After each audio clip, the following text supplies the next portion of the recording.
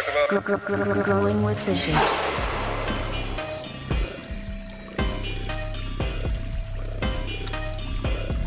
Growing with fishes.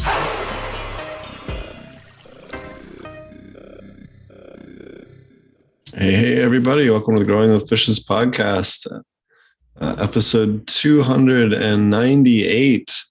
I actually was working on some cool guests for episode 300 coming up here.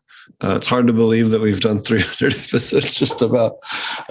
This week we have Marybeth Sanchez joining us today, who's an IPM expert and among other regenerative practices. Thanks for joining us today.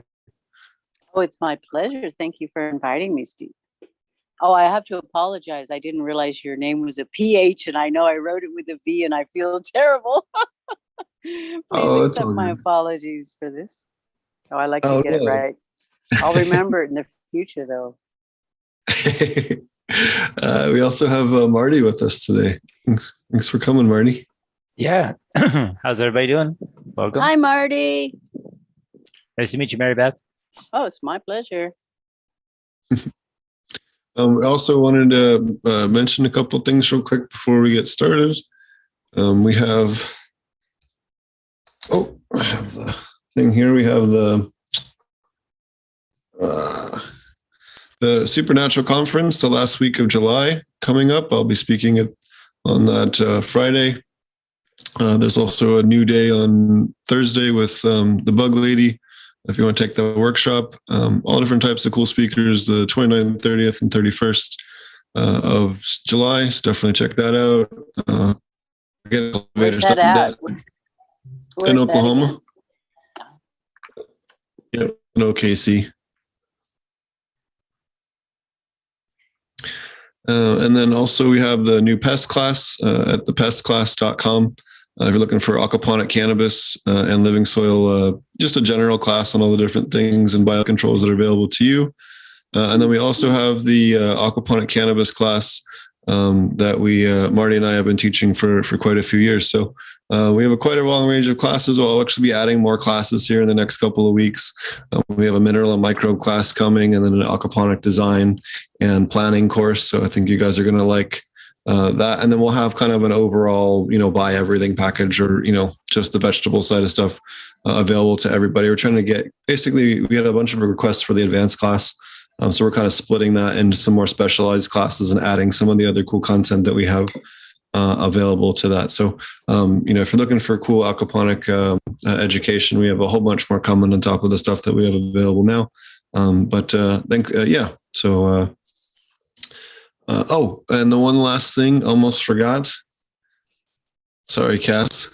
We have the Myceliate, the festival with cognitive function.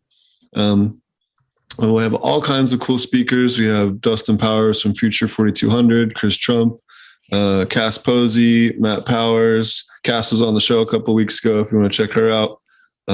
Wonderful lady. Molly from Molly's Bottle Shop. I know she has about 25 other speakers that she's been announcing or working on. She's got a crazy list behind the scenes. I've gotten to see some of it. So definitely check that out if you're in Washington. It's August 19th, 20th, and 21st. We'll be out there hanging out. Hopefully arm twist Marty into coming. So. Oh, that would be a cool one. Where's that one? It's about an hour south of Seattle. Oh, nice. So a little bit closer. It's only like a 10-hour drive. Only 10 hours. Oh. Yeah, everyone's like, oh, well, it's right. It's pretty much in Oregon, and you're like, well, yeah, but it takes you 6 hours to drive across Oregon. So anyway, yes, that is relatively close, though. It's not like some of Steve's are like Michigan or somewhere like that. So it's within reason, at least. Yeah, it's drivable in a day. But that's going to be awesome. A whole weekend of permaculture stuff. So that'll be kick-ass. Yeah, thanks a lot for joining us, Marybeth. Do you want to kind of introduce yourself to everybody here? I have your Instagram up. Steve's are like Michigan or somewhere like that. So Uh-oh. it's within reason, at least. There we go. Sorry about that. accidentally had the chat open from the thing there, and it reloaded and loaded the video. Oh man! I tell you, the Twilight Zone is going down today. We got our episodes. Well, my name is Marybeth Sanchez, and I've just been involved in horticulture, gardening, farming for basically my life. It's been, multi-generational in my family, so it grew on me from an early age. And I was born up in a family doing traditional, post-World War II agriculture with the chemicals and the row crops and, that kind of thing. And it just was a thing that later in life, when I was, getting into my young teens, I started getting into health food and organic food. And you start then learning that, how to grow things more intelligently. And so I hadn't really attained adulthood yet, and I was interested already. So when I went into college and started studying horticulture, thankfully at that time, the college curriculum was getting more into the compost and composting, the regenerative stuff, and away from the chemicals and the stuff that they could see was obviously causing problems, and they had to figure out how to fix it. And, they knew they were already running out of their mind sources of, our nutrients and things, and that it would become to a point of war when people run out of, their phosphates and that kind of stuff. And, that we had to think of other ways to do things. So that was good at that time to be inspired to learn other things and go other directions. So that's when I started studying a lot on my own, particularly delving deeper into the compost to compost tea. I started studying the teachings of the great Elaine Ingham, who you've probably heard of, and Carol Rollins and Mark Remelards, and the people who are really big in the field of compost and compost tea, and they lecture everywhere about it. And these are the ones that I get my main information from, and this is what I've been practicing where I was working for the last 11 or 12 years in a local nursery as the nursery manager in there. And that I got a lot of experience, not only with the variety of growing different kinds of plants, but particularly in the area where I live, we're inundated with cannabis growers. So you get cannabis grower people all day long with their particular needs and concerns. And so it was a really good immersion for me for the last, like I say, 11 or 12 years of just being involved with the cannabis growing side of horticulture and their specific requirements. And at some point in time, I heard about aquaculture, and I thought, for cannabis, ideal. For any crop, ideal. But yeah, that's where I discovered you amongst my searches for things on aquaculture stuff. You're the most important guy that came up for that thing. And I was really inspired. We almost did an aquaculture setup in my own home garden here in our backyard because we have a fish pond. So we thought, well, the most obvious thing, we'll circulate the water through and water some plants and, get it back in the pond, blah, blah. We were, studying how to make the filters and how to do the setup. And we thought, okay, this is cool. And as we were setting it up, fish started dying, and we were going, oh shit, what's going on with my fish? Well, it had nothing to do whatsoever with the aquaponic setup. It was just happened to be a coincidence, unbeknownst to us at that time, because the way I had my pond set up, there were like places where the fish could go and die, and nobody would know that the fish was in there dying or dead and decomposing. And I had a fish in a place just like that was dead and decomposing for a long time. And of course, causing the water to go foul, and everything kept dying. And I was able to save 2 of the fish by taking them out of the pond and taking them to my pond at the nursery at work. And then when we emptied the pond completely entirely, then we could finally find the hidden dead fish, and then by then we were disheartened and dismayed and in a big disarray. And so we didn't get our aquaponics set up again, but we've always keep thinking about this. We really want to do it. It's a fantastic, obvious system. I mean, the fish water will always just take it out of the pond anyway, take it around to the plants here and there and, give them some fish water. Everybody knows they love the fish water. So, that's about as close as I am to having aquaponic system right now. But At home, I do have a garden with just every kind of plant that I can grow in this area, including my lovely cannabis gardens. But and they get some fish water, but nobody's really truly on an aquaponic system, like professional style aquaponics. That's all right. You can still utilize all those wonderful aquatic microbes on your terrestrial stuff just fine. Yes, indeed. Thank goodness. We had a quick question from chat. They're having too many pill bugs in their garden. Anything they can do to kind of help keep them in check?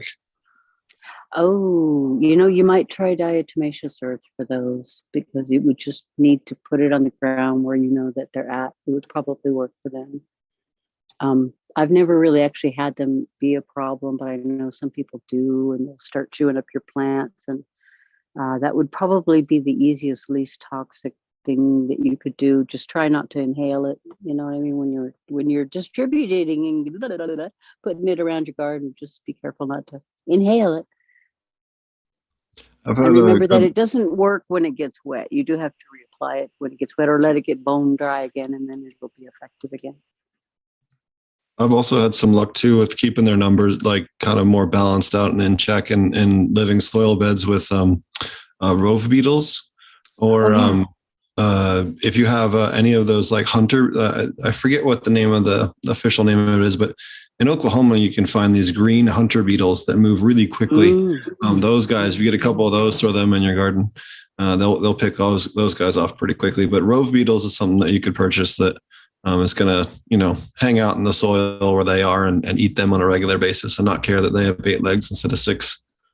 Yeah. They're pretty good about reproducing really quickly. And so they'll get established quickly in your garden. Yeah, I'm a big fan of rove beetles too. And plus they'll cover you for other, insects also. Right. They're more of a hitbox predator. So I'm a big fan. So what you're into composting and things. It's been a while since we've had anybody on that's really knowledgeable on compost. What are some of the kind of the key things that you see people doing wrong with their own compost, and maybe what are some of the kind of the key things that you look for when you're making your own compost? Well, a lot of times people, have a weird definition of what compost is, and they just kind of they'll have their mind on manures and kitchen waste and things, and that's really this kind of stuff that's recommended to not put into your compost pile at all, unless you put them through the bokashi process first, in which case that, then that's good. So bokashi is from God as far as improving the amount of things you can put into a compost pile and then have effectively break down into, the humates that you're trying to create, that organic matter. And what I see happening is people will make a pile maybe with the wrong nitrogen carbon balance, and they'll have a harder time getting that right, because you really are ideally shooting for like 30-1, 30 nitrogen to 1 or 30 carbon to 1 nitrogen. And it's not easy to do, especially if you're going by charts where they'll say things like leaves equal. Well, that depends on when the leaves were harvested. Were they harvested while they were green and fresh and full of life, or was it after autumn when they fell naturally from a tree and all their nutrients have been used up? They're not going to have the same carbon nitrogen ratio then. Same with like your grasses and things. The time they were harvested will make a huge difference in their protein content, their carbon nitrogen ratio, all that kind of stuff. So those charts can be misleading and throw people off. And you can't. It's one of those things like cooking. You get used to you figure out what recipe works for you in your area, and as far it's kind of like KNF insofar as that you're culturing biology. You're trying to create more biology faster than it would be doing all by itself in nature if you just didn't do anything. So it's just a different way, a different method of doing kind of a similar thing, but it's a really, if it's done correctly and you get your temperature correct, then for the right length of time, you'll know by the time you're done that you have good stuff, because it'll just look like topsoil. It won't look like any recognizable plant parts that you originally put in there. But if you're going to do things like kitchen waste or manures and stuff, you really want to involve a lot of bokashi in the process. And it's recommended that you put those products through the bokashi before you even add them to your compost pile. It's supposed to sit into the bokashi for maybe 2 to 3 weeks, and it comes out kind of mummified looking. And in that mummified state, you take it and then you bury it into your soil or into your compost pile until another 2 maybe weeks go by. When you go to unbury it, when you can't find it, when there's nothing in there that resembles what you put into the soil originally, then it's really done. It's really finished when it just looks like the rest of the nice, beautiful earth. And it takes a while. It's a process. It needs patience. And what I see a lot of people doing is not using nearly enough bokashi because it takes a lot more than you wish. So you either got to learn to like buying it or make your own. And I recently started making some of my own because I knew I was going to need a lot. I'm starting a new compost pile. It's the beginning of the season. I'm getting more stuff done. So I got like 150 pounds of bokashi right now, but I'll probably end up making some more. You never know. It doesn't take a lot of ingredients. It isn't difficult, but it takes up some space and it gases off. So it makes a smell. You don't necessarily want it in the room where you're going to have visitors. You know what I mean? You're going to want a warm, a place that always stays warm to keep it while it's doing its fermenting.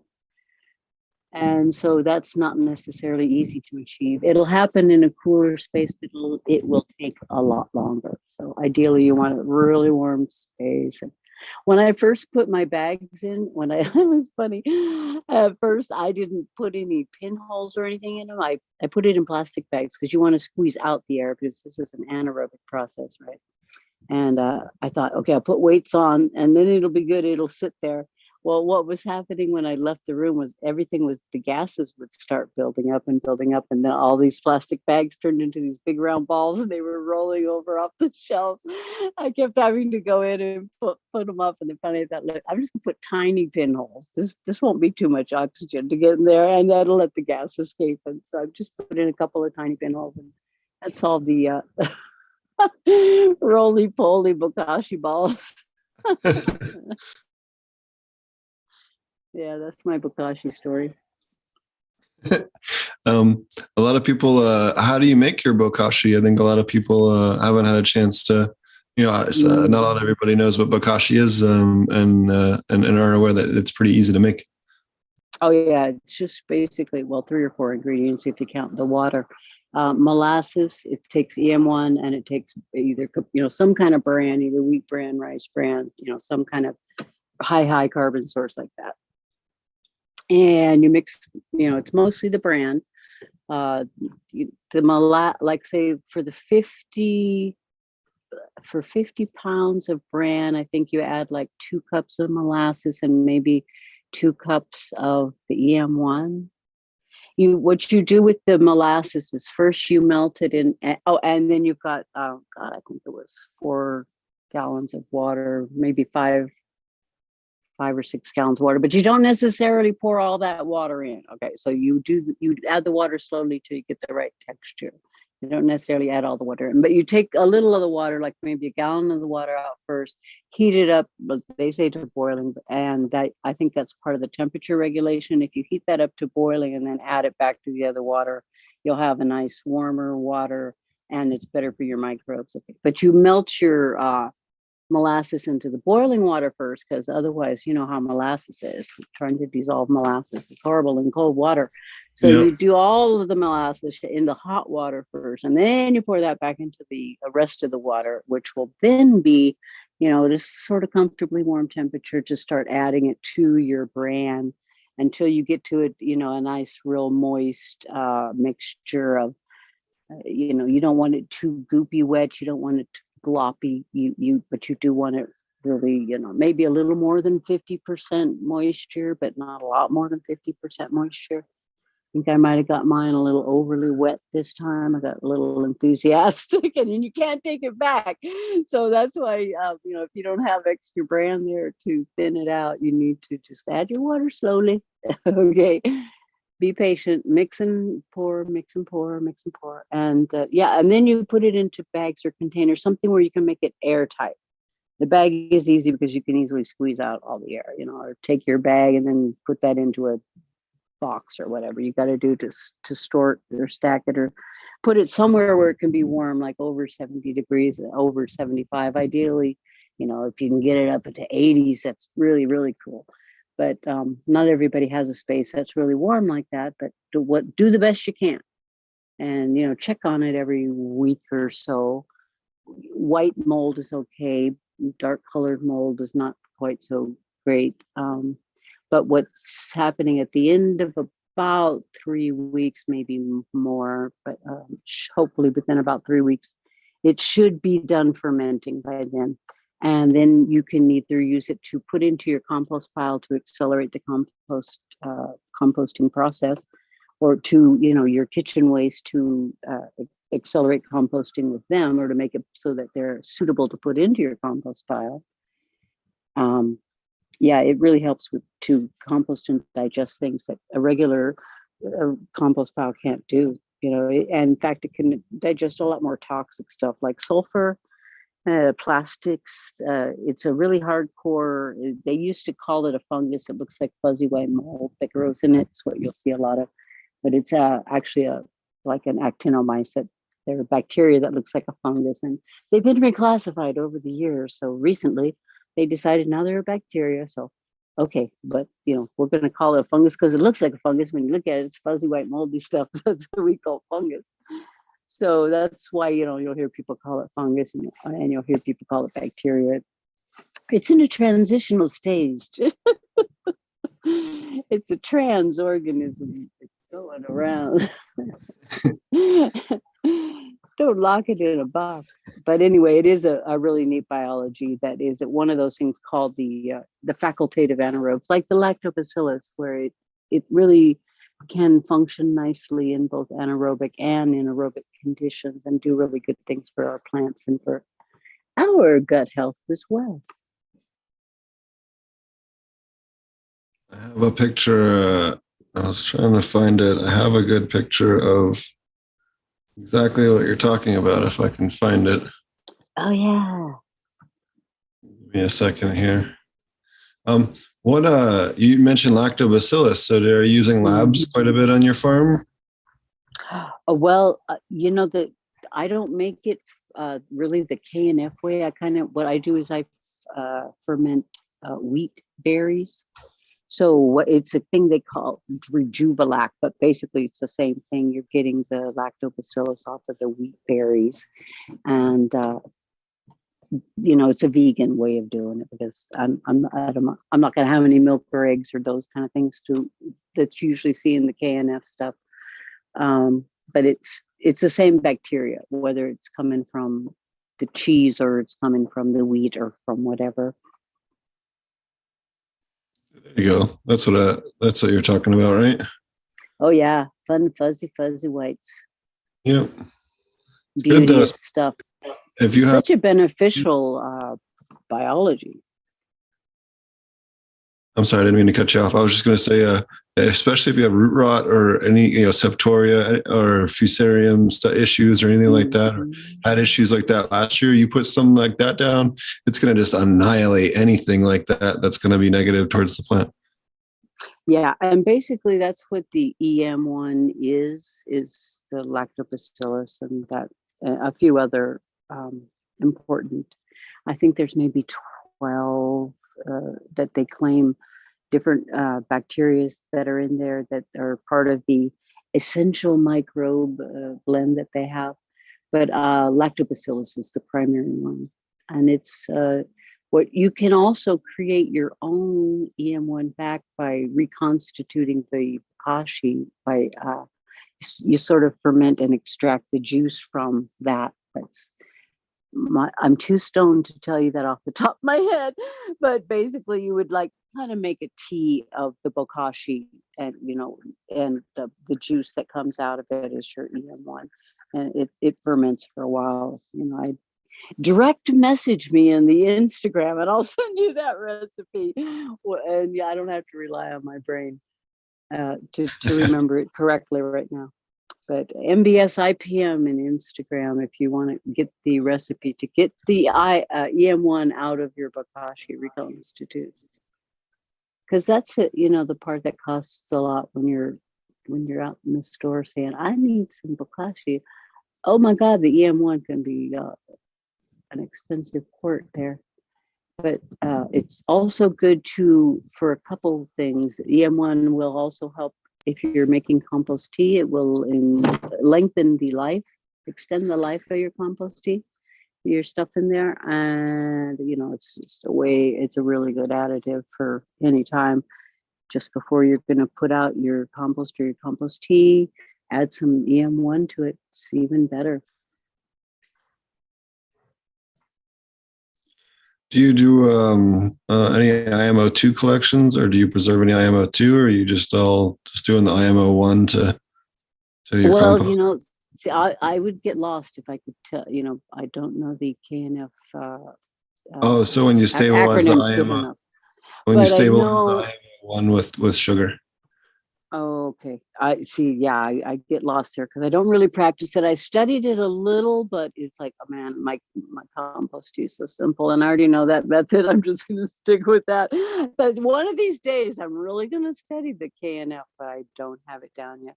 But I know I'm cultivating a lot of microbes, and I do know that when I like to make my compost tea, I do like to go around under the trees that I have growing, because there's a lot of old trees around, and just dig up a little soil there and add that to my compost tea, so I know I'm getting extra indigenous microbes, just spread around for whatever, and hoping I'm not getting any bad guys. But it's always fun to see what I get when I look under the microscope at the tea sometimes.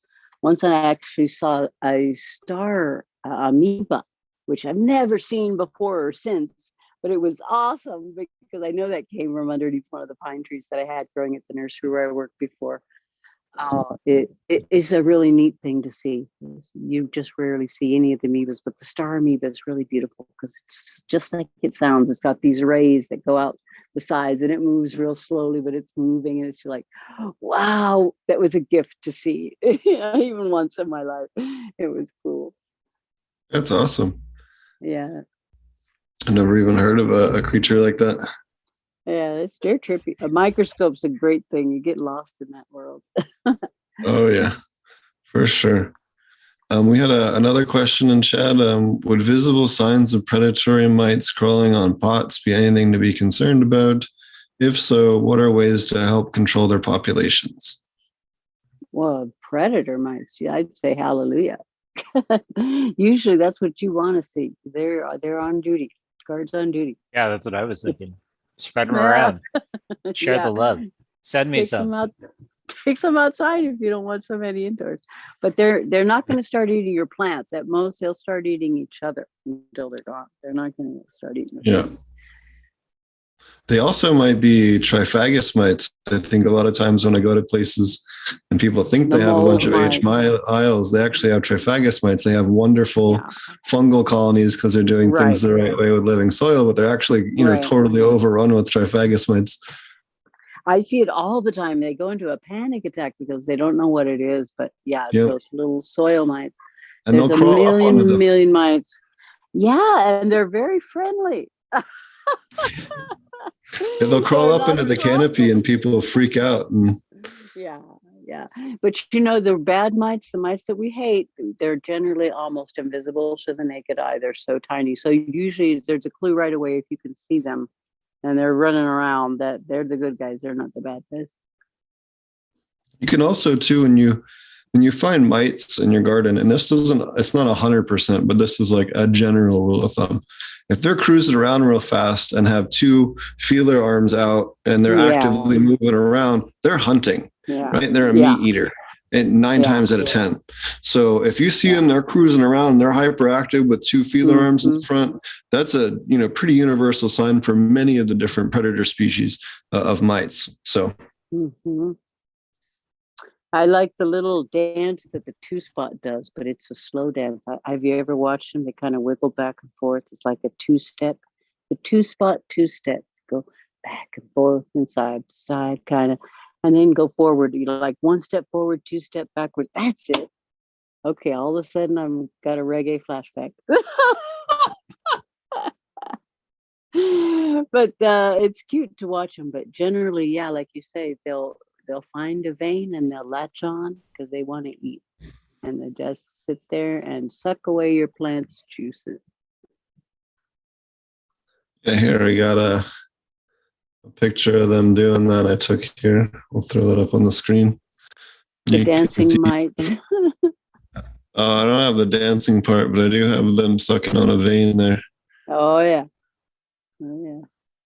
I think it's when they're molting or something that they get really kind of dark red like that. I'm not sure. I think it's when they're molting or something where they're getting excited. There's a ton of phenotypic variation as well. I mean, I'm sure you have seen as well, a whole slew of different color variations of these guys. And then also too, if something's got a lot of anthocyanin in it, they'll turn nice and purple or green. So will the caterpillars, helicopters will do that too. That could be too. Aren't they just adorable? Not when they're in your garden. Oh, those distinctive two spots, though, gives it away. Yep. And the eggs right there as well. Oh, yeah. A lot of ding-dang eggs. And if you're wondering how big a russet mite is, it's about the length of this front leg of the spider mite. That's why they're so damn hard to find. Oh, yeah. We had another question. What do you like to do for leaf aphids? It says, I'm getting a flush of outdoor aphids right now. Someone in chat. Oh, well, I'm a fan of Dr. Symes. I think it works really well for stuff like that. But not everybody can get it in the area that they live, in which case you might try, some of the other typical things that are recommended for aphids, the oil sprays and things. But if you can get Dr. Symes, I like it because it comes out really clean on the plant. It doesn't clog the stomata. It doesn't have any oils and doesn't have any toxins, and it's safe for aquaponics, Stephen. I use it around my ponds, and it never poisons our fish. It's pretty nice. I know quite a few different. It's actually pretty popular too in lettuce producers. Oh, there you go. Oh yeah. It has to make contact with the aphid though. So if it's in a thing like a brassica or a cabbage or whatever, and you can't get down between those leaves, you're still going to see them in there. It doesn't kill with poison, so it has to make contact. This is the product I've had the best luck with leaf aphids on cannabis in particular. It's a product called Velifer, which is a very, very, very aggressive strain of Bavaria bassiana. That's different than a lot of the other ones that are on the market. It's no different than other bassiana, but it's this different PPRI 5339 strain, and this stuff is great. It'll even go after leaf hoppers. It's the only Bavaria bassiana strain that has high efficacy against leaf hoppers, which are hard to control in any other type of scenario. So that's been one of our other go-tos aside from IPMO for that. If I had a really bad infestation, I would definitely go with that. Thankfully, so far, knocking on wood while I talk, any that I've had haven't been a big infestation. But I've often thought about the Bavaria for things, but for me, it's a little more broad spectrum than I want, but there's situations that are so severe sometimes that, whatever it takes, I'm going to do it. And, it's not like it's going to persist in the environment for all time, or, it's not going to be a toxic waste issue and things like that. Sometimes, you have to make your little sacrifices and trade-offs. So I'm not against it at all, especially like I say, if you have a chronic issue with that and you've just got to get it under control. Yeah, absolutely. Right now I'm having a little issue with certain trees in my yard because our erratic weather that we have here. So there were some fungal issues that are starting in the soil around some of the trees where I can see I need more mycostop or more trichoderma, or things that are more extreme that I wouldn't normally necessarily use, but I think I need some more in my environment because obviously certain areas are showing it, that some weakness. So I have, gotten some on order. Some's a coming. It's not like everything looks terrible, but I don't want to wait and let it get terrible.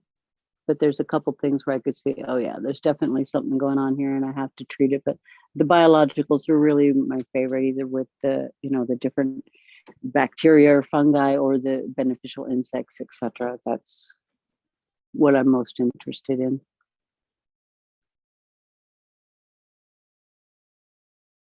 Yeah, the other one I would recommend if they're not responding to the Marybeth, I've also had luck with infecting them with Iceria fumiceracea, which I guess just got renamed Cordyceps fumiceracea, which would be like PFR 97 or Ancora.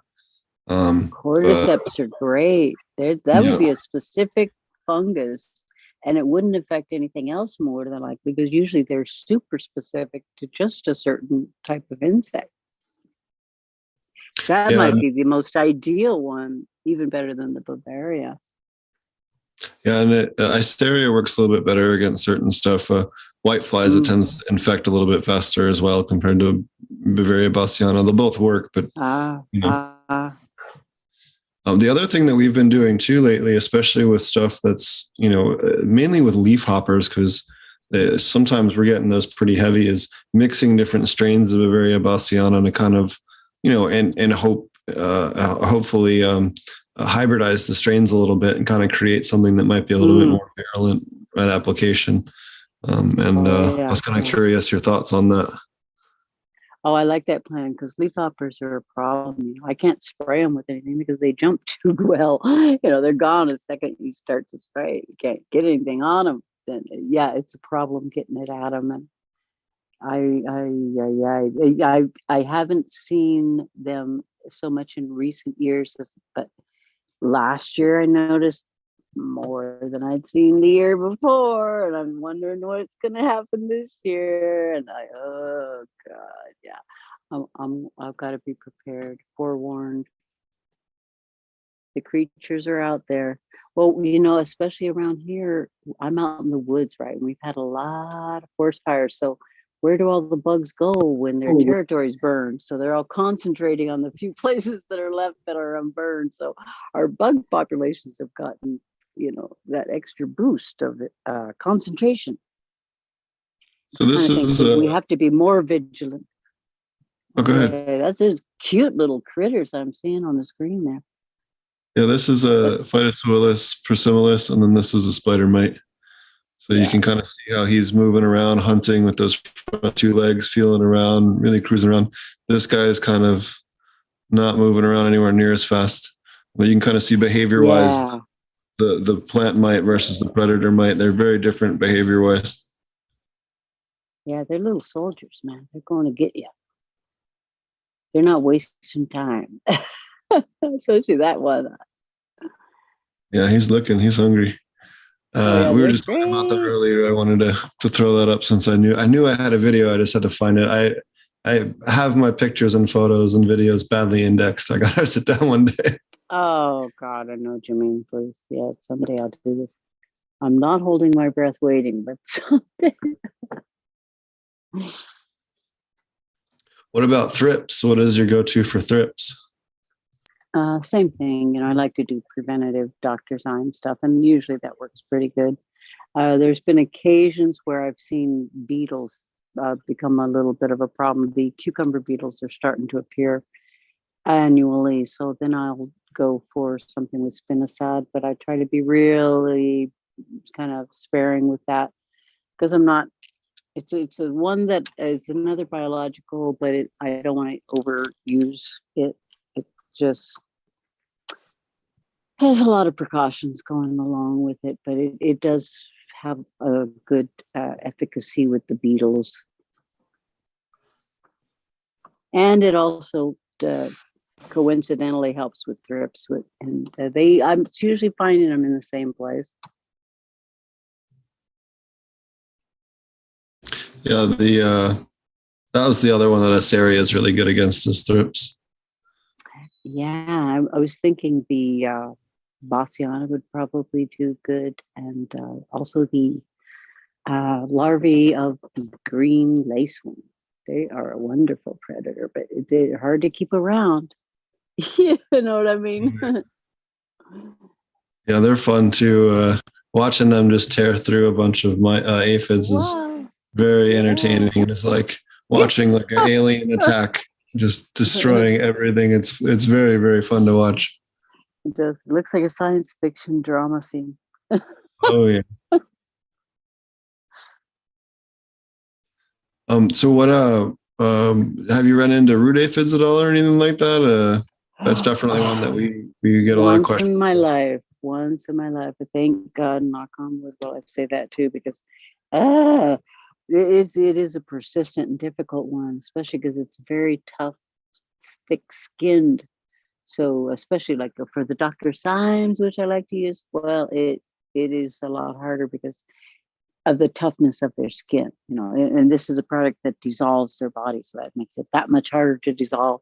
So in that case, I'll usually tell people, we'll add Dr. Bronner soap to it, add like a teaspoon per gallon to the Dr. Symes and water, and that will usually help. And you drench the soil. If that is still not working, I would maybe go as far as, like you say, nematodes would probably be my next choice. I would like to flood the soil with nematodes. They're so destructive. They're so quick. I've only ever had them once on some hydrangeas that I had at the nursery, and thankfully they were only in like 3 hydrangea pots. But I drenched them. I took the whole pot and dunked them into Dr. Symes and water, and I just dunked and drenched until they were all dead.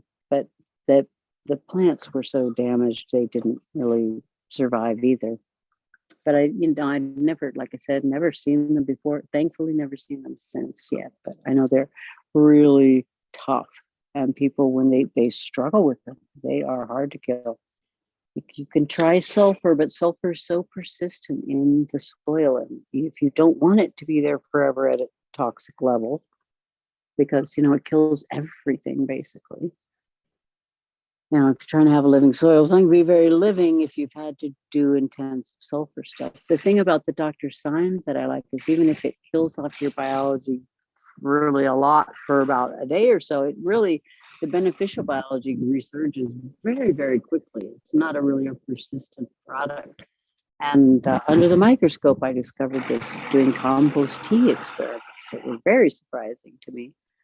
But I don't want to say bad biology, because that, that's putting on a label, man. But let's face it, the ones that indicate lack of oxygen, you know what I'm talking about, the anaerobic bacteria, they did not research. Whereas the aerobic bacteria and fungi did resurge, like within just a couple of days of being basically annihilated, with a bottle of Symes being poured into the compost tea. 50 gallons of compost tea, I poured in maybe half a gallon of Dr. Symes. I had to kill everything in it. It had gone anaerobic. It was I had to make the bacteria die, try to get the release of the nutrients, so that I could get the nutrients, and just, at least if they were released from the dead microbes, they would be in the water, and I could put it out into my fertilizer injector, as I normally always did with my compost tea. And at least it would get out on the plants and they would have the nutrients, right? Even if the biology was all dead in there. So that is what I did when I looked at that under the microscope. Yeah, everything was dead. It usually took me like 3 days to get through this 50-gallon barrel of compost tea, which at that time was full because I just made it the day before and then lost the electricity. So it went bad. And before I was done with it on the 3rd day, I said, just out of curiosity, I want to look at it again to see what what's going on in there. And I was shocked at the resurgence of bacteria. And it had only been 2 days. They went from like nothing to holy shit, it's better than it was the first day when I looked at it. My mind was blown. And there were none of the anaerobic indicators floating around in there at all. I was like, wow, this really, I did not expect it all. That blew my mind. I said, okay, well, this indicates to me that similar, it made sense in that when you're making compost, the bad bacteria and pathogenic and the seeds and all, they're killed off between the temperature of 135, something like that, and 160, say. But above 160, you start to kill off the good stuff. But below that, you don't. They're still fine. So I'm thinking the good stuff is just naturally stronger. It is easier to kill off the bad guys. They are weaker. They're just bad. You know what I'm saying? Stand up to the bullies. They're weak. And so that's kind of the analogy that I'm giving, because it made sense to me then. Like light bulbs started going off. And I was going, hey, okay, I get it. This is trippy. Excuse my language. But yeah, that was an interesting thing that blew me away, as far as like, well, soil drenches and people in living soil are very concerned. We love our little microbes like we love our fishes.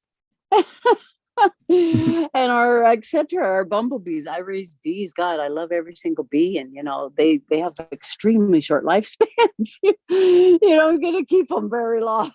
Right. Oh my gosh. Yeah. But so I was thrilled that all the good guys don't die. Yay. What's your go-to compost tea recipe?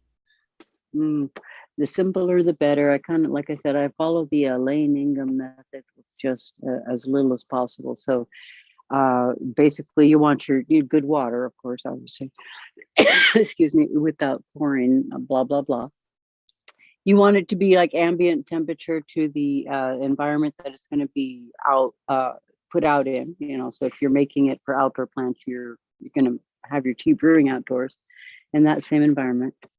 And I like to add to that, the quantity is going to depend on your volume, but I like to add to that some really good quality humic acid from non-Leonardite source, like, seawater or lake bed humic acids.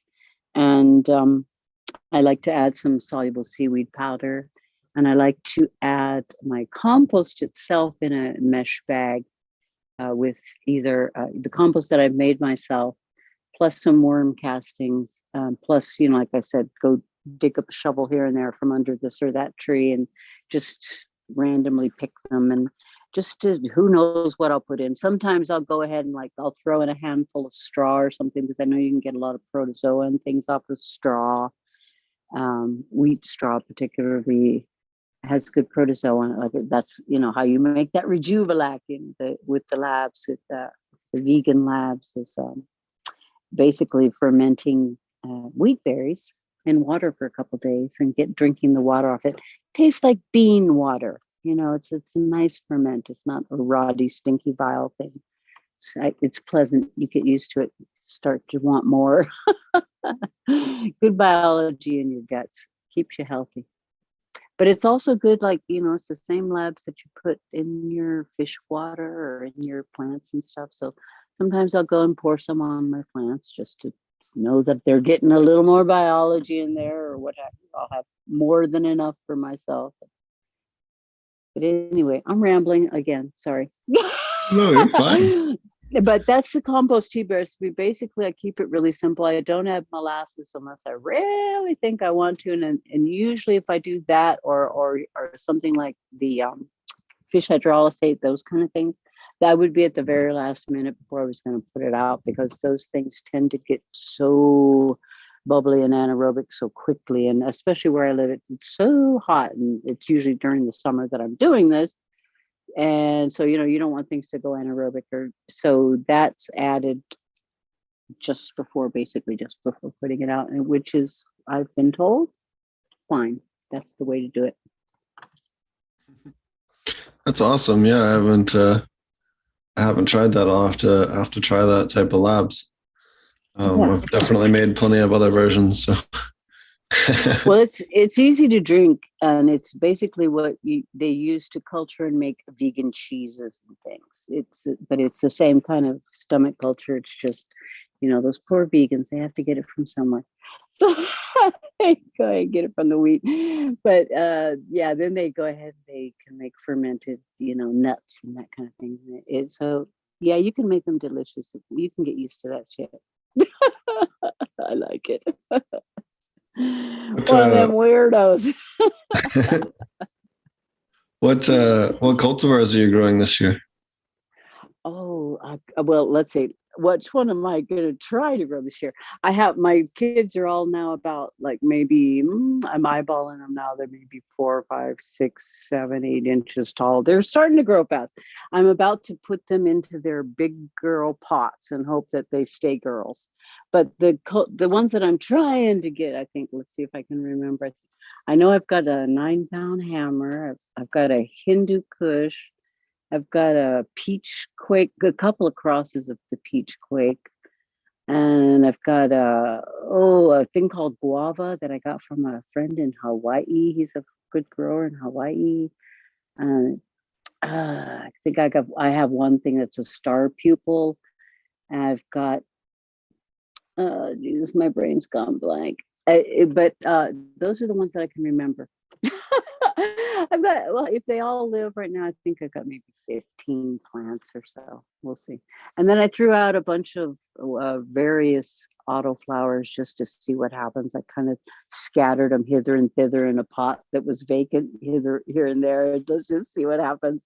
So I've got a half a dozen or so of those sprouting up, and we'll see how they go, because I have such inconsistent luck with them. It's just like, okay, whatever. They were all gifts to me. Let's see what happens. Let's go wild and crazy. I'm kind of going food forest crazy. I'm throwing, food just everywhere. There would be lettuce sprouting everywhere, and carrots and beets and God knows what, God knows where. Be tripping over food here pretty quick. And varieties of God knows what. It'll be fun. If it gets too thick, we get the machete out, right? What are some of the other crops that you like to grow? Do you grow any like competition pumpkins or anything fun, or what?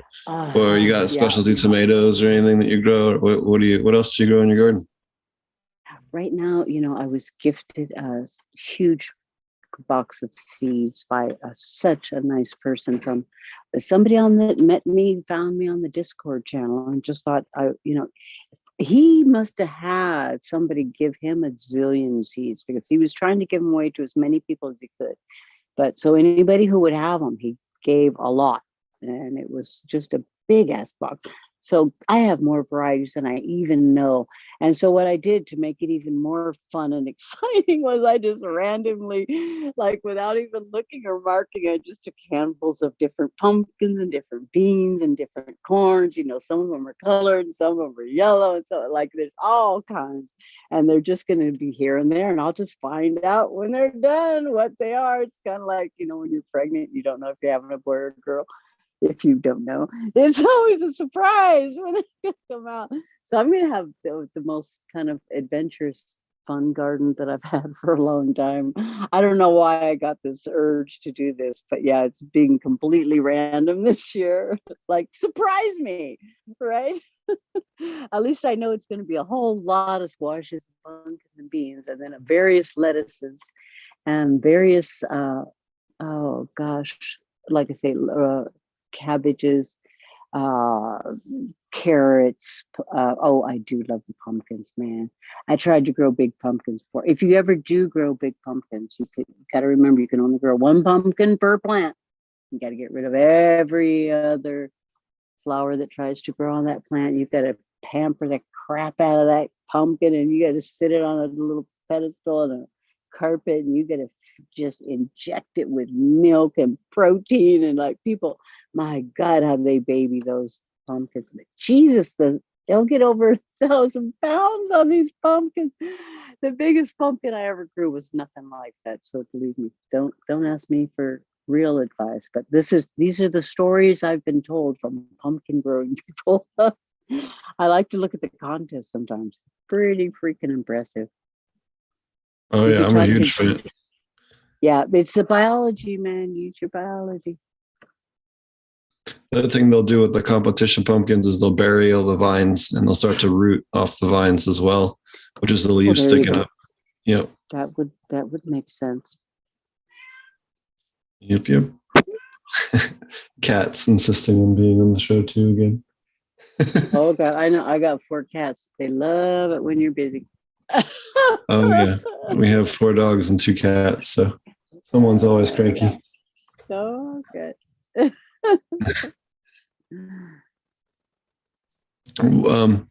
I see you also do a lot of work with sprouts and things like that.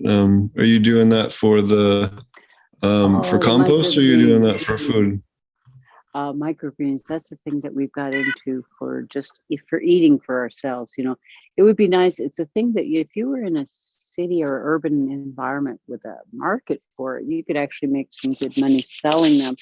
But where I live, there's population is so tiny here, I could never possibly come up with enough clients to buy them. But I knew that it's an easy way that we could get good nutrient dense food for ourselves and be fun to do. So I was really enjoying doing that. And my little space that I have to grow with indoor lights isn't really huge. And so then when my little canna babies came along, they kind of needed a different light schedule. And I had to kick out the microgreens while the girls were in there, but the girls are now about to go out into the big wide world permanently. So it's going to be back to the microgreens again.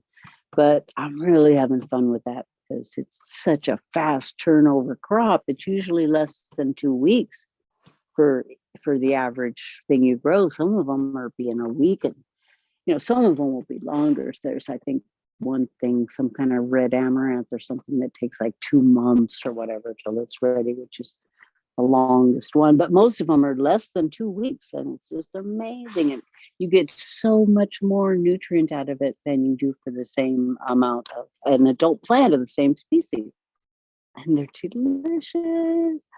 And I'm hooked on them. I like to just, get a tortilla and throw a handful of sprouts in the middle of it and whatever else. And it's just like, oh God, it's so good. Every meal of the day, I don't get sick of it. But yeah, they're coming back. Go ahead. Oh, go ahead. Oh, I was just saying, yeah, they're coming back online just pretty quick. I saw you also touched on lace bugs. Do you want to talk about that? Have you dealt with those? Oh, you mean the green lacewing larvae? No, lace bugs, the ones that eat your plants. Well, I know they're a problem. Well, I like to make posts just to tell people about stuff. Thankfully, I haven't seen them in my gardens, but aren't they beautiful? Oh, they're beautiful, but yeah, they're a pain in the butt. But you get they are a beautiful pest. They're like a grasshopper. They're beautiful, but right. Damn it! Oh God, they upset me. They leave a little dark stain when they leave their honeydew behind. It's like a dark colored resin spot on the leaf. It's pretty easy to ID them, even if you don't see them. Yeah, honeydew or something, but they're so tiny. And you always see those close-up pictures, and they're beautiful, but they're actually pretty tiny, aren't they? Oh yeah, but not invisible to the naked eye, though. Thankfully. Yeah, I've seen them here in Oklahoma on Cannabis. Yeah, there's some real weird bugs out there. A lot of them I'm glad I haven't had to deal with personally, but the thing when I discovered when I was in horticultural college and I was trying to, take classes on insects and things, and you're trying to figure out how am I ever going to remember all this stuff. And the teacher said, well, you know what, really, there are not that many pest insects out there. So it's not that hard to remember all the bad guys, quote unquote, bad guys. Most of the insects are just benign or beneficial or just, disinterested in you. They've got something else going on. And there's really not that many bad. So that's all you really have to remember is a few bad guys and just not even worry about what the rest of them are. But geez, people keep coming up to me with things I have never seen before. It's disturbing. how can I be this old and still have not seen this before? I got one for you. Okay. Hold on. Oh wait, I know where I have easier pictures to find. To pull up. This is a cucumber beetle vectored problem. Virus or So bacteria? it's either a bacteria blight or a viral. And this thing kills plants really fast. Okay. That's a weird one. Oh, yeah. Yeah, that's a viral. And they're often vectored by those sucking insects. Anything that pierces the plants is probably spreading viruses around. There's the These thing guys, called, whoops, go ahead. let's see, loads. There we go. So these are the culprits. Now, I don't have a DNA confirmation, but I can tell you all of the plants that had that virus also had damage from them or them actively feeding. So one would think. Oh, yeah. Oh, yeah. Because, they pick it up from one when they bite and take it to another. And when they bite that one. And they're well known for vectoring a wide range of diseases. So, And that's the, like you say, the cucumber beetle, that dreadful. And it has the spot sometimes and it has the stripe sometimes. It comes both ways, and both ways it's cucumber beetle. And that's when like I said, I'll bring out the spinosad if I think it's what I need. Or like you said, Bavaria could also be a good option for that. There's another one, Bacillus Gibilis. It's one I don't use very often, but it's specific for scarab beetles. Hold on. I'll think of it in a second. Let me pull up my list there. I'll find it. Give me a second, guys. Have you had any other luck with, or what do you do for caterpillars? Oh, here it is. Bacillus thuringiensis galleria. That's what it is. Yeah, there you go. Yeah. What do you do for caterpillar control? I had been a BT person for years, but it seemed like it wasn't working for me anymore. And I'm kind of wondering if they haven't become immune to it in my area from overuse, because they've been using it since way back before the 80s, I think. Really, I'm not having that good of luck with it. So one day I was spraying some aphids and some willow trees that I had at work, and I noticed a whole bunch of caterpillars just falling out of the tree. And I went, whoa, they're hating the spray that I'm spraying on them. It was Dr. Symes at the time. So at that time I said, oh, well, that'll kill these caterpillars if it can contact them. Now, what I've told people is, yeah, it can kill caterpillars it can contact, but if they've got ones that are boring into their buds or boring into their stems, it cannot contact them, so it cannot save you from those. But that's a heartbreak, because botrytis comes normally from the caterpillars that are going right into your buds from the day they're born, just eating out the inside. Oh yeah, I got a bunch of pictures of them with the caterpillar, and all the stuff eating out around them, and then all the botrytis at the bottom. Heartbreak. Yeah. Nasty little darling. I'll usually tell people, if you really have an issue that's ongoing and you know it, make the investment for a mosquito net to go around your plant. It's so worth it. Because that's, at the end of your grow, how many people have told me every single bud turned out to have a caterpillar? Just the same. They're trying to wash it out and everything. They say it still smells like caterpillar shit. Every bud smells like caterpillar shit. And it's just, God, that's heartbreaking story. You know what I mean? So make that investment. Get some mosquito netting. It's so worth it. I never thought about that, getting one of those mosquito nets you'd put over a bed. Do it for your plant. And maybe some electric, I've got a solar powered electric zapper out here. It's just do what you can do. whatever you can do. But those, because those caterpillars, they come in so randomly. It's not like you can stand there with a spray gun and spray them, or a BB gun and shoot them, or, what are you going to do? Hope that the bird comes by just at the moment, when it just, you don't know. Yeah. Like in my yard, I have all these cats, so they keep the birds away. And this is like a problem because the birds wouldn't be getting all the beetles, and now I got the beetles. So Right. Right. Yeah. Problem. We've had we test ran on the IPMO last year on Japanese beetles, and they were attacking my friend's roses. So we took a bunch of the beetles off the roses, fermented them up with some rice and in an IMO box, cooked them up and then threw them in the IMO box and collected the, not fermented, I'm sorry, used them to inoculate the local, with the local fungi, and then put that into a foliar spray and used them on those same roses, and it works really well. So perfect.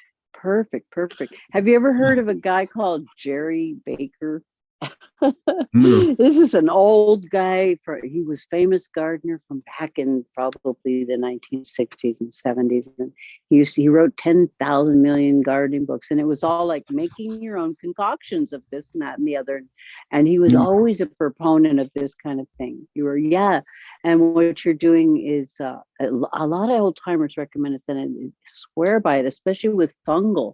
Like a guy was saying, he had Christmas tree forest, and everything was dying of a blight in the Christmas tree forest.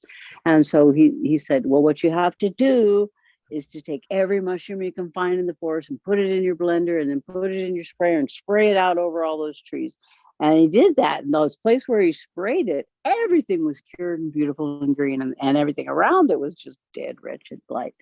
And it was like, wow, what a revelation. And the same thing with the bugs. All those sprays are like, take the old dead bugs, put them in the blender, and add the water and spray it out. And you spread that diseases, that whatever they had around, and keep the death flowing.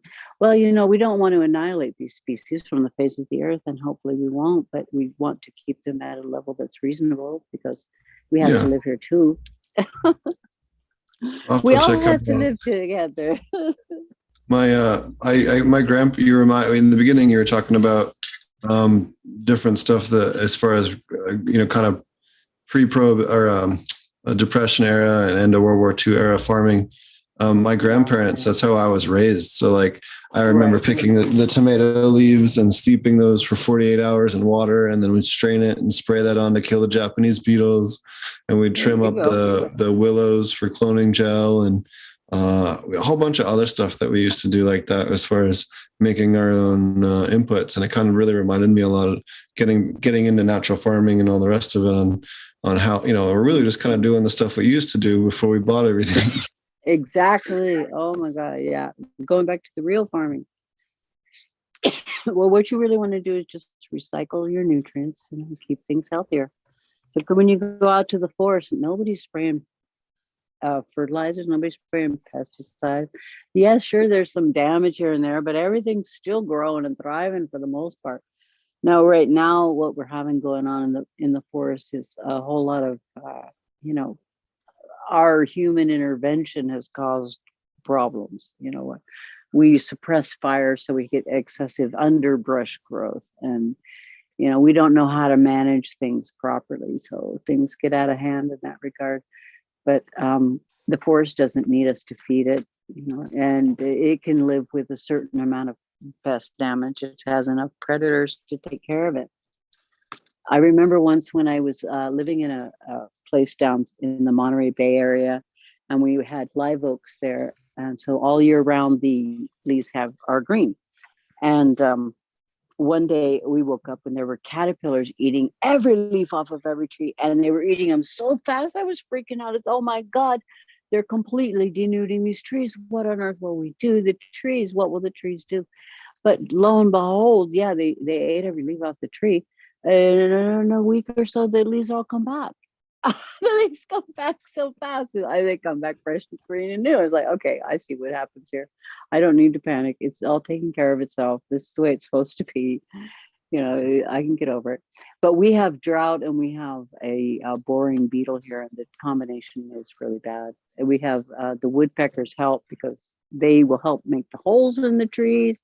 So we're losing lots of trees to that. So it's kind of sad when you're going around the forest right now, because you'll see a lot of standing dead trees, just too many. It's a little bit heartbreaking.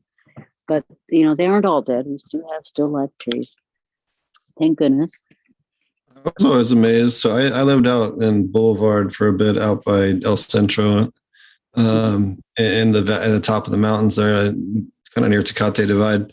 And it always amazed me, the oak trees, the desert oaks. And you can be like in a deep desert and be in an oak tree forest. And you're like, this is crazy. And you even get mushrooms sometimes under them. And you're just like, this feels very out of place. I always thought that was so cool. A green leaf. Right. Yeah. Oh, I love them. Any other specific pests that you see a lot of in Southern California? I'm sorry, a lot of what? A lot of pests that you see in your area in SoCal? Oh, no, I'm actually in Northern California. I'm sorry, NorCal? In Northern California. Up here, we're in the mountains where I live. The most common thing that we're going to encounter is, like you say, the thrips and the two-spot mites. It's our biggest, you can count on it, pest problem. And aphids, yeah, but the thrips and the mites, they ding dang thing. And if you're trying to grow any veggies at all, now you can probably assume that little beetle, cucumber beetle's coming to get you too. I keep seeing it everywhere. But I'm also noticing that this is an area that really likes to use a lot of predator insects, and a lot have been released in this area over the past decade or so. And so that we actually have some halfway decent populations of predators too. Every once in a while, you'll just see a praying mantid that I didn't put out, or, the ladybugs will just appear, or what have you. But it's kind of nice. There is some diversity there. We do have a lot of diversity of species here in as far as our flora and fauna go. So it's good in that regard, because that attracts various different insects. So that helps to get a better balance in your natural environment, make things a little less stressful. Knock on wood. It's also been nice. You guys have had a little bit more rain later into the season than normal, so it's helping a lot with the fires, at least so far, which is super awesome. It's not as dry. Of course, that means the grass is going to be that much thicker and taller for later, but like whatever, at least, we had something green now. It helps the water table. That, another inch, every inch helps. I'll take it. I was glad to see it. Yeah. Well, is there anything else you want to touch on? If not, I think we'll start to wrap up here. No, I'm good. If anybody has any questions for me at any time, I'm be real confusing. I can say left when I mean right, and all kinds of stuff like that. So if I sounded senile and completely nuts, give me a DM, direct message at Instagram on the MBS. That's for Marybeth Sanchez. IPM, that's for Integrated Pest Management. So MBS IPM, and that's probably the easiest way to get hold of me if you so desire. And it was fantastic talking with both of you tonight. Thank you so much for inviting me again. Yeah, I really appreciate you coming on. Marty had to take off. He had children to wrangle, but appreciate you taking the time to come on here. It's been wonderful chatting with you, and always enjoy listening to you on Jordan Rivers show over at Growcast. If you guys aren't familiar, go check out Jordan as well. Let me make sure I throw that up here as well. Shout out to Jordan. Hang out with him on a regular basis now that he lives out here. Oh yeah, I'd follow you both on Instagram. Oh yeah, great dude. Look at that cute face. Oh, they're sweet. Another great podcaster, and he's got all kinds of classes he's teaching now, and all kinds of other cool stuff. So definitely check him out if you're looking for more podcast info after our show. For sure. Well, thank you a lot for coming on, and I really appreciate it. Honored to be here. Thank you so much, Stefan. And I'll hopefully talk to you again sometime soon. Hopefully see y'all in Oklahoma. We're going to party. Oh, yeah, we'll definitely get together. If you come out here, we'll we'll make sure Yes, that we yes, do yes. that. Yes, we will. Okay, you guys have a good one. Take care. Good night. Appreciate it. Thank you. Have a great All right, evening. bye-bye. Bye-bye. Well, that was really wonderful. Always nice to have really awesome, knowledgeable women on the show. We've been doing trying a little harder to kind of make sure that we get more women representing on the growth side this year. We've had a ton of great women on the show, and we're going to have more next week. We actually have Gracie from a Third Coast Herbal Collective. So she's going to be coming on talking about KNF and herbs and making salves and all kinds of other wonderful stuff with cannabis. So really looking forward to that. She's an awesome person. In fact, I actually have some salve somewhere around here from her that I got when I was out in Michigan. So, and I definitely see her around here occasionally in Oklahoma and all over the different places, it seems like. So great to have her on the show. And then the week after that is our 300th episode. So we have a bunch of cool guests will be joining us as always for our hundreds episodes. We call in a bunch of our favorite guests. So we'll have a bunch of cool people on the show. I already heard from, I was actually spending about 2 hours with one of them before the show on the phone. I actually had to cut it off to come on the show, talking about maybe doing a cool new project together in a place other than the US. So more info on that, depending on how that goes. But the cool things coming. We got some cool stuff going on down the pipeline later on. So neat stuff going on. And then also looking forward to trying to hopefully get more of the edibles back out into the Oklahoma market after the issue we had at the other spot. So hopefully getting those back into full production in Oklahoma, in OKC. So that's coming down the pipeline as well. We have new classes coming out. I'll have the Aquaponic mineral and microbe class out next. And then I have a whole bunch of classes that I've put together and never taught. So I think we're just going to keep adding more of the online classes. We have a ton of cool content that we've just never released, that we filmed, or I have really cool content from different places that doesn't quite fit the normal format for the show and things like that, or is like hyper specialized into a particular topic. So I think we're going to put some of that together and kind of make some cool new stuff with that. So that's been fun. And then what else do we have going on right now? We have the upcoming conference in the end of July, organiccultivators.net. Be sure to check that out. We also have the Myceliate the Festival. Let's see here. There we go. Myceliate the Festival. Be sure to check that out. Put on my Cass Posey. She was on the show. You can check her out a couple of weeks ago. And all about mushrooms and cannabis and herbal medicine and kind of just regenerative homesteading type stuff. A lot of all the workshops are kind of like how to do something. It's not so much like here's this idea, and they're all like practical application, which is super cool. So it's going to be a lot of fun. So I'm going to teach people how to build kind of a small home aquaponic system and some other cool stuff. So kind of more of a how-to and how to use your hands kind of conference. I'm really excited about that with a lot of amazing people. So be sure to check that out at Myceliate the Festival. And that's about an hour south of Seattle. So if you're up in Washington or Oregon, please come out and hang out. Love to see you guys there. I'll be there all weekend.